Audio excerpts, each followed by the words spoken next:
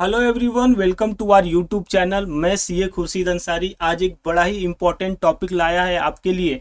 और वो टॉपिक ये है कि जब ये आप पैसेंजर व्हीकल्स खरीदते हो या फिर गुड्स व्हीकल खरीदते हो तो किन किन केसेस में आपको इनपुट टैक्स क्रेडिट नहीं मिल सकता। मतलब क्या आपने जो जीएसटी का पेमेंट किया है एज ए बिजनेसमैन अपने परचेज पे, उसका आपको क्रेडिट नहीं मिलेगा, इनपुट टैक्स क्रेडिट नहीं मिलेगा। उसकी हम आपके साथ चर्चा करेंगे आज। ओके, वीडियो में आगे बढ़ने से पहले मैं बताना चाहूँगा कि मैं कौन हूँ। तो देखिए, सीए बनने के बाद मैंने इनडायरेक्ट टैक्सेशन में ही प्रैक्टिस किया। इसके लिए इस सब्जेक्ट पे मेरा एक अच्छा पकड़ है प्रैक्टिकली। ओके, जब भी एंटिटी पे असेसमेंट आए गवर्नमेंट का, गवर्नमेंट ऑफिसरों का, तो उसको भी मैंने हैंडल किया। तो वहाँ से हमको समझ में आया कि गवर्नमेंट इस सब्जेक्ट को किस एंगल से देखती है।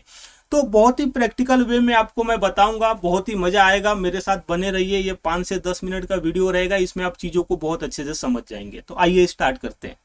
तो देखिए, जब बिजनेसमैन पैसेंजर व्हीकल खरीदता है ना, तो वहां पे गवर्नमेंट को एक डर रहता है।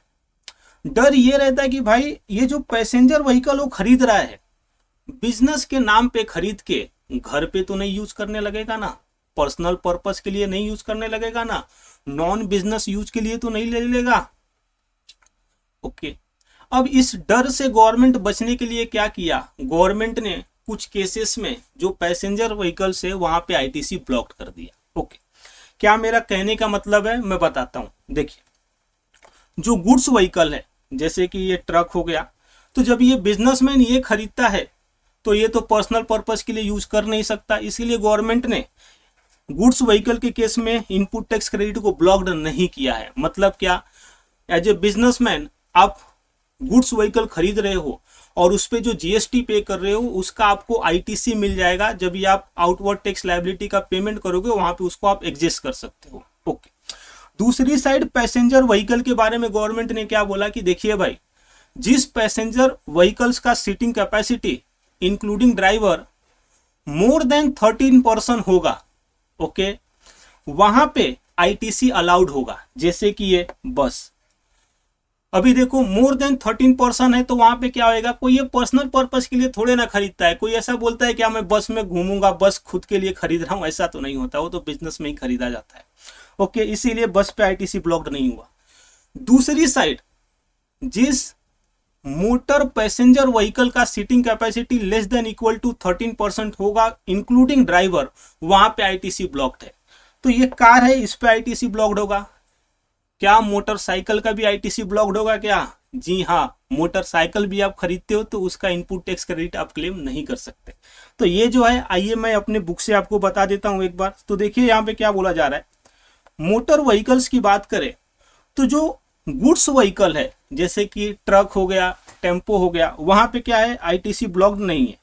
ओके, दूसरी साइड जो पैसेंजर व्हीकल्स है, section 17 sub section 5 clause A क्या बोलता है कि अगर जो सीटिंग कैपेसिटी मोर देन 13% है इंक्लूडिंग ड्राइवर, तो वहां पे आईटीसी ब्लॉक्ड नहीं होता है। दूसरी side seating capacity less than और इक्वल टू 13% होता है इंक्लूडिंग ड्राइवर, तो वहां पे आईटीसी ब्लॉक्ड होता है।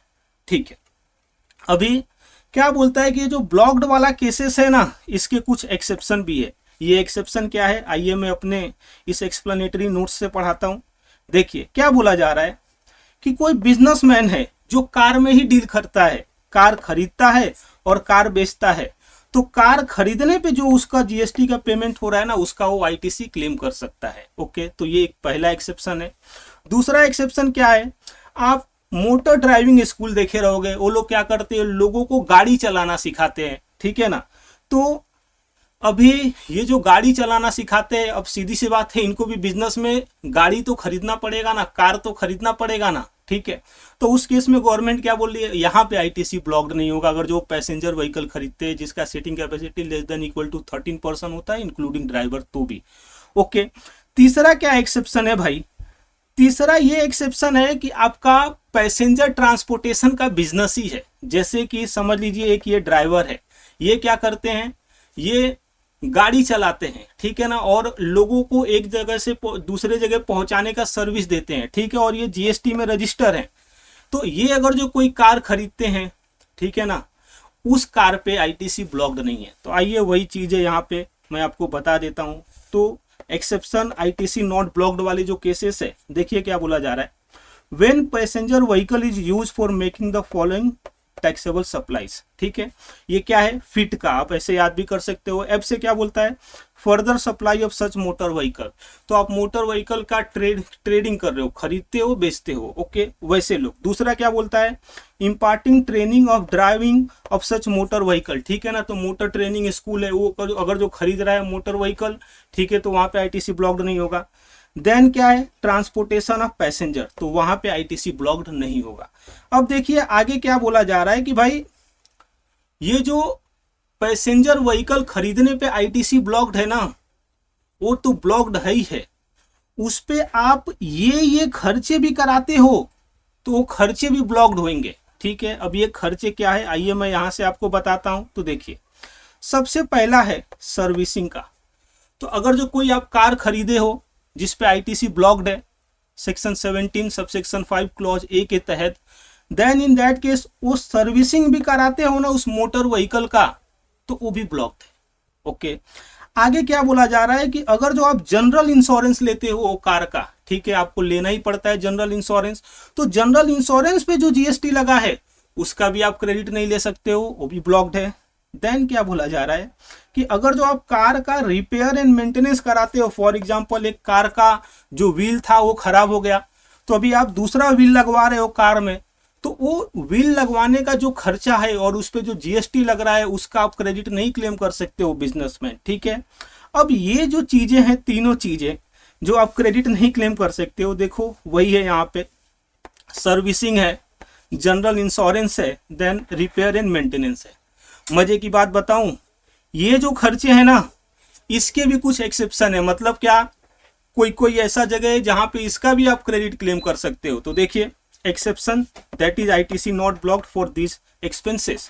तो इसमें पहला क्या है, ये फिट वाले केसेस, मतलब क्या, जहां पे कार खरीदने पे आईटीसी ब्लॉक्ड नहीं है तो उसके खर्चों पे भी आईटीसी ब्लॉक्ड नहीं है। ठीक है, आगे क्या बोला जा रहा है, when such service is received by a person who is engaged in the manufacture of such conveyance।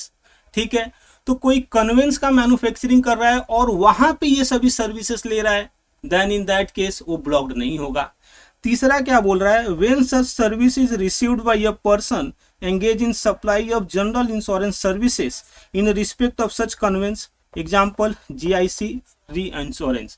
तो जो जनरल इंश्योरेंस के बिजनेस में ये वो कार के लिए इंश्योरेंस ले रहा है, मतलब क्या, पार्टी को इंश्योरेंस बेच रहा है और खुद को इंश्योर करने के लिए किसी तीसरे से ले रहा है, ठीक है ना, वो कार इंश्योरेंस ले रहा है, तो यहाँ पे क्या होता है, आईटीसी ब्लॉक्ड नहीं होता है।